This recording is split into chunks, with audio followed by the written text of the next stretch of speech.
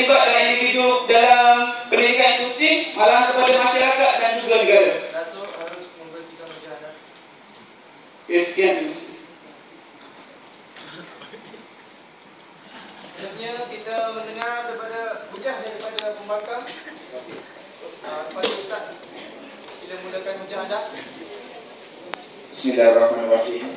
Assalamualaikum warahmatullahi wabarakatuh. Wassalatu wassalamu ala asyrafil anbiya wal mursalin. Okey. Pertama sekali saya ingin mengucapkan ribuan terima kasih kepada pihak pencadang kerana telah menjelaskan hujah-hujah yang agak bernas bagi saya. Namun begitu, kita tidak harus memandang terhadap satu sudut sahaja, iaitu sudut negatif saja. Kita juga harus memandang pendidikan inklusif ini melalui dua sudut, iaitu sudut positif dan juga sudut negatif. Okey, saya sebagai pembangkang menolak pendidikan inklusif ini kerana saya memiliki beberapa hujah yang telah saya analisa. Kerana pendidikan ini saya rasa lebih banyak keburukan berbanding dengan kesan positifnya. Okey, pada awal Disember yang lalu saya bersama dengan rakan saya telah pergi ke Kedah, iaitu Sekolah Menengah Kebangsaan Bandar Baru Sintut, iaitu di mana sekolah telah menjalankan pendidikan inklusif. Saya telah melihat sendiri cara diorang belajar macam mana proses PNP dan juga proses iaitu hubungan di antara pelajar normal dan juga pelajar yang terpeluang khas. Namun begitu saya tidak ingin komen tentang proses PNP. Saya tidak ingin mengkritik tentang proses PNP dan juga proses dan juga hubungan antara mereka. Saya ingin mengkritik tentang pentadbiran di sekolah tersebut. Okey, bagi saya setiap pentadbiran harus diselahkan dari segi akademik maupun dari segi co-curricular. Jadi saya ingin ajukan soalan kepada pihak pencadang. Bagaimanakah sistem co-curricular ini boleh diselaraskan di sekolah, sedangkan di sekolah itu memiliki dua golongan pelajar, iaitu pelajar berkeperluan dan juga pelajar normal. Bagaimana kita ingin menyelaraskan sistem co-curricular? Itu saja. Okay, saya minta daripada pencadang untuk menjawab, seterusnya memberikan hujah.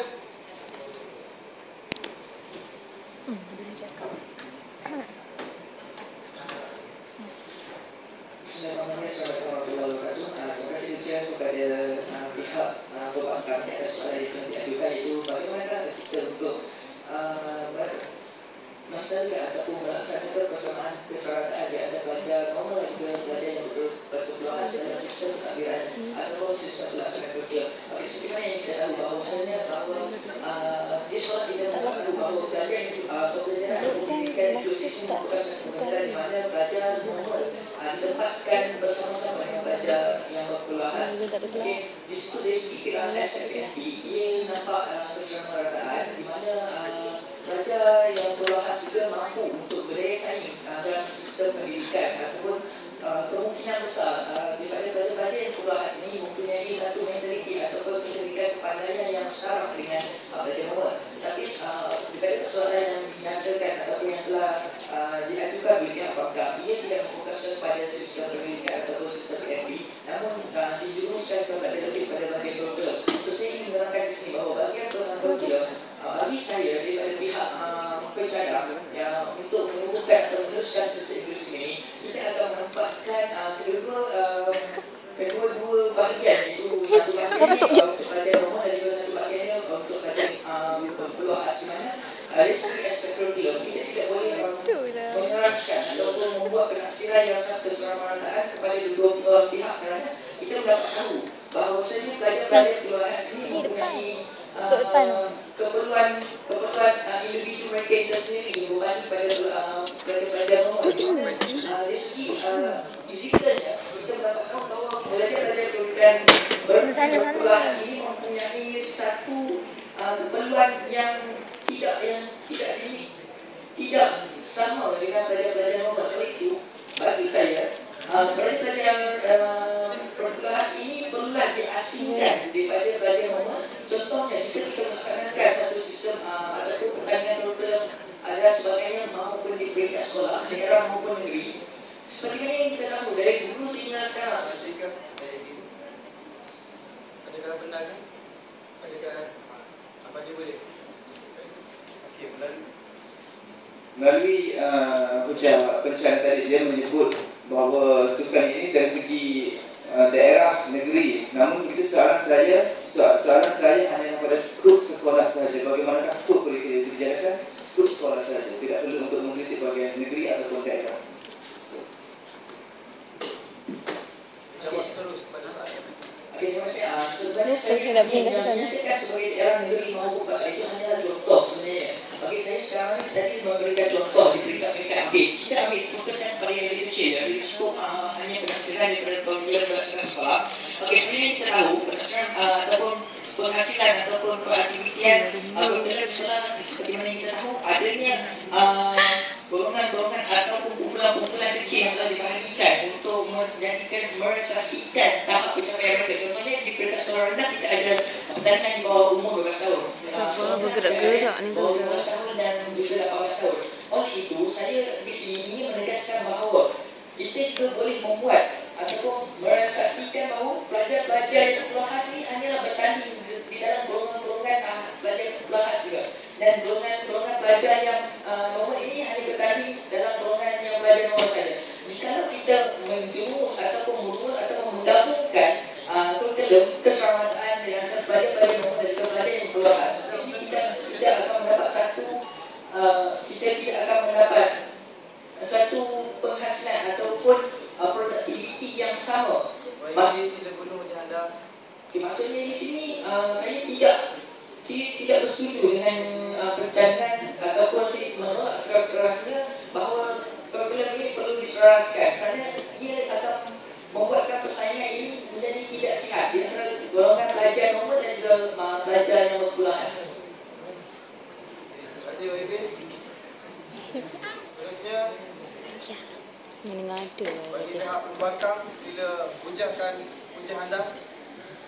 Okay, Assalamualaikum. Terima kasih kepada pencadang yang kedua kerana telah memberi hujahan yang bagi saya setiap hujahan itu ada positif dan negatifnya dan saya akan memberi pandangan negatif apa yang saya faham tentang hujahan yang anda beri. Okey, yang pertama sekali tadi pihak cadang yang kedua ada memberitahu bahawa semasa aktiviti kurikulum dijalankan, para pelajar khas dan para pelajar normal diasingkan.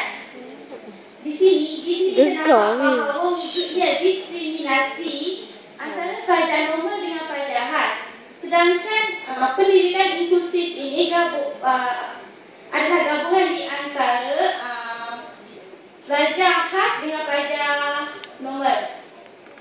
Maknanya di situ adalah wujud diskriminasi di mana wujudnya perbezaan pembahagian maklumat tadi itu. Hati-hati. Ada orang nak tanya? Izinkan? Boleh saya meneruskan hujah? Okey, boleh? Okey, seterusnya seperti yang pencadang kedua beritahu tadi, seperti pembangkang yang pertama beritahu tadi, ia berkaitan dengan sekolah, tetapi pihak pencadang memberi kepada skop yang lebih besar iaitu daerah dan negeri. So kat sini kita nampak bahawa pihak pencadang memberikan maklumat isi yang berkaitan dengan kelebihan pendidikan inklusif tidak menepati apa yang ditanya oleh pihak pembangkang. Boleh? Ada apa-apa daripada pihak pencadang?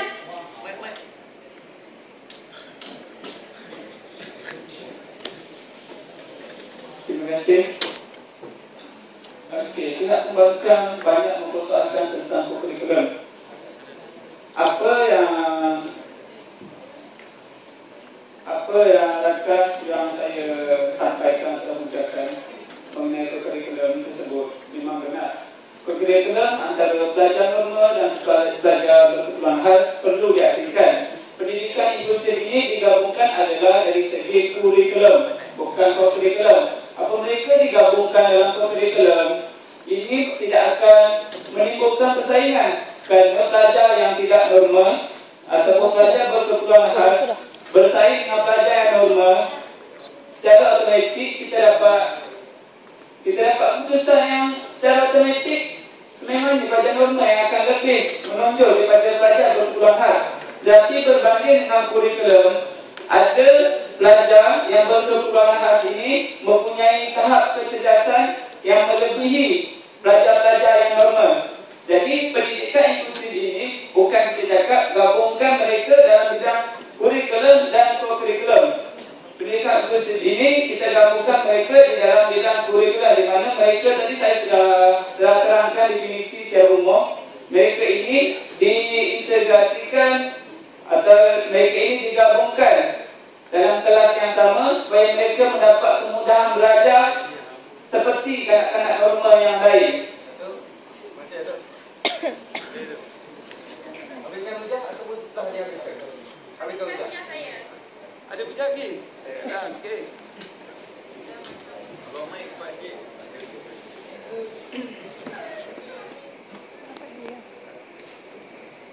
Teruskan, habiskan hujah anda. Dekat ke atas. Kembangkan penggunaan teknologi. Okey, maaf. Pencadang yang pertama. Okey.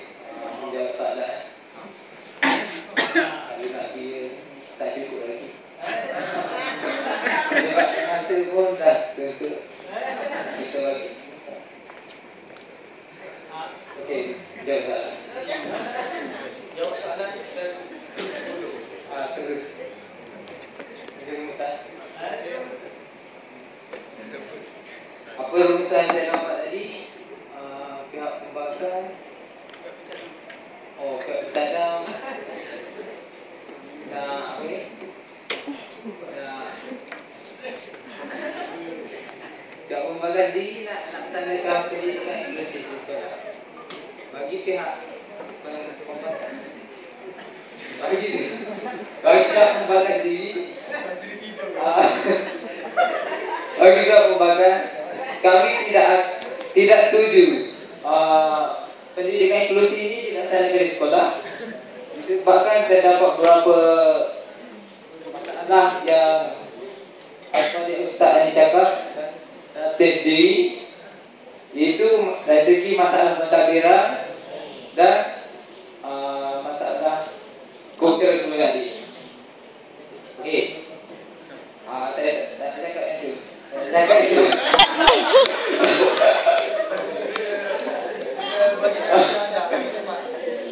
Pendidikan inklusi ini yang telah dijalankan, terdapat beberapa isu yang timbul dan pendidikan inklusi itu sendiri dihentikan disebabkan terdapat beberapa faktor.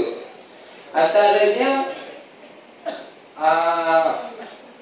kemudahan peralatan dan prasarana yang tidak sesuai di sekolah ataupun di bilik ajar.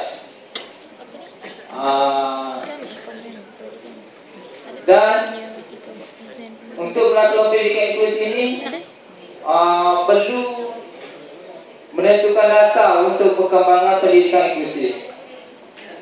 Dan satu lagi,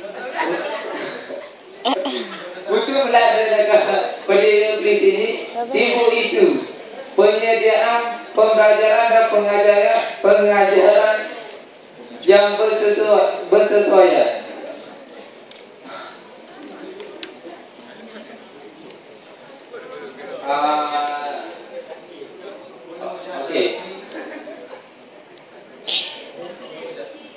Okey, dah.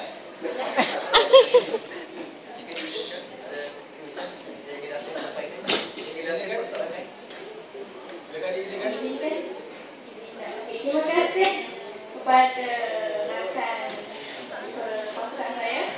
Okey, saya ingin ulas lanjut mengenai apa yang telah dikatakan dihujah oleh kalangan yang pertama berkaitan maaf sila bagi belum mengulurkan lagi. Okey, terima kasih. Sabar ya. Okey, hujung. Okey. Okey, kita akan bagi soalan kepada pihak pencadang. Bagaimana cara komunikasi, hubungan komunikasi antara pelajar normal dengan pelajar khas apabila mereka ditempatkan satu tempat? Okey? Diminta pencadang yang terakhir seterusnya menggulung hujah pada hari ini. Okey, bismillahirrahmanirrahim. Terima kasih kepada pembangkang yang ketiga. Okey, berkenaan soalan komunikasi antara ataupun penerimaan pelajar normal kepada pelajar berkebutuhan khusus jika diletakkan di dalam satu suasana kelas yang sama. Okey, sebenarnya kita kena tepis ataupun tolak persepsi masyarakat tentang apabila kita campurkan ataupun mengadakan pendidikan inklusif ni, sebenarnya dia lebih kepada persepsi masyarakat. Itu yang timbul antara kurang komunikasi antara pelajar normal dan pelajar kurang berkebutuhan khas. Sebenarnya ini semua pelajar berhak mendapatkan ilmu. Okey, ilmu adalah hak semua golongan masyarakat, tidak kira ia sempurna ataupun tidak sempurna. Jika kita fikirlah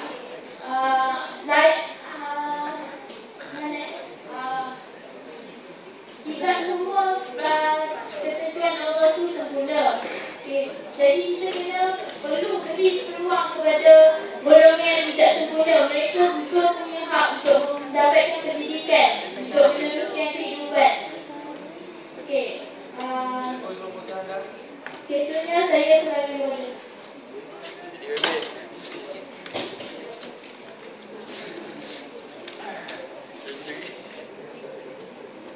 Okey. Berdasarkan atas dalam meneliti hujah-hujah yang kami berikan dan juga hujah-hujah yang telah diberikan oleh pihak pencadang, di sini kami ingin menegaskan lagi sekali bahawa sememangnya pendidikan inklusif itu wajar diimplementasikan di dalam pendidikan Malaysia, bukan sahaja di sekolah-sekolah terpilih, malah di sekolah-sekolah yang biasa. Kerana pendidikan inklusif itu bukan sahaja bertujuan untuk memberi kemudahan kepada pelajar berkebutuhan khas, tetapi pendidikan inklusif itu juga untuk mengajar golongan berkebutuhan khas beradaptasi dengan perbezaan yang mereka hadapi sesama dengan pelajar rakan sebaya mereka yang lain. Oleh itu, saya menegaskan lagi sekali, kami dengan ini membuat pendapat yang mewajarkan pendidikan inklusif ini diimplementasikan di dalam pendidikan di Malaysia.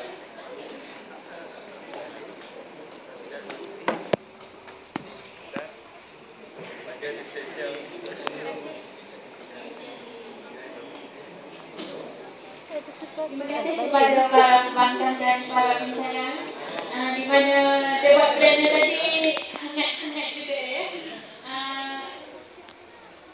Lintas langsung terus ke Anda Sofri.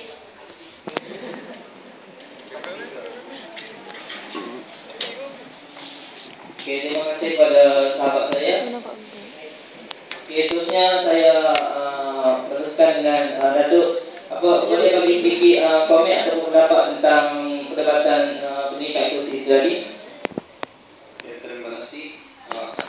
Okey, apa yang saya lihat tadi, pendidikan inklusif ini lebih kepada mendidik pelajar khas untuk menjadi seperti pelajar normal. Yang sedikit sebanyak mengajar pendidikan pelajar khas ini hidup seperti pelajar yang normal. Terima kasih. Pada Datuk Seri Billy. Bagaimana pula dengan pendapat Datuk Azmi? Pada pendapat saya, berdasarkan analisis dan maklumat yang saya dapat melalui proses perdebatan ini, yang dipertaruhkan oleh pencadan dan pembakaran, saya dapati ada kelebihan dan kekurangan. Bagi saya kelebihan ni 50-50, kelebihan 50, kelemahan 50. Sebab jika kita melaksanakan pernikahan inklusif, kemungkinan kita boleh meningkatkan pernikahan, dan kelemahan sistem ini kemungkinan kita terpaksa menanggung kos yang lebih tinggi untuk melaksanakan pernikahan ini. Bagi saya lah, saya lebih menyokong terhadap pembakar, sebab pembakar memberitahu jika kita melaksanakan pernikahan inklusif, kita akan menghadapi masalah pentadbiran dan masalah kurikulum, dan kita terpaksa mengatur semula pendidikan. Okey, itu saja. Terima kasih kepada tetamu kita, Datuk Azmi dan Datuk Seri Willy. Sekian saja pada bulan ini. Terima kasih.